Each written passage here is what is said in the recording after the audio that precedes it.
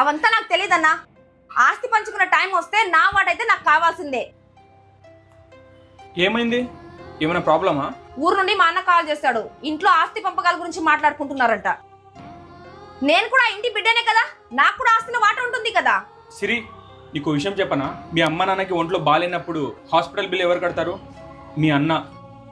కానీ అప్పుడు నువ్వు ఒక్క మాట కూడా మీ అన్నని అడగలేదు, అన్నా నేను కూడా ఆ బిల్లు కొంచెం డబ్బులు ఇవ్వనా అని. ఒకప్పుడు మీ ఇంట్లో పరిస్థితి బాగాలేదు, ఇంటి బాధ్యతలన్నీ మీ అన్నే చూసుకున్నాడు. అప్పుడైనా నువ్వు అడిగావా, అన్నా నేను నీకేమైనా హెల్ప్ చేయనా అని? మీ ఇంట్లో ఉన్న కష్టాలన్నీ మీ అన్నయ్య ఒక్కడే ఫేస్ చేశాడు. అప్పుడు నువ్వేమైనా అడిగావా, అన్నా ఆ కష్టంలో నాకు సగం ఇవ్వమని? ఇప్పుడు ఆస్తి పంచుకుంటున్నారు అని తెలియంగానే నీ వాటను అడుగుతున్నావు.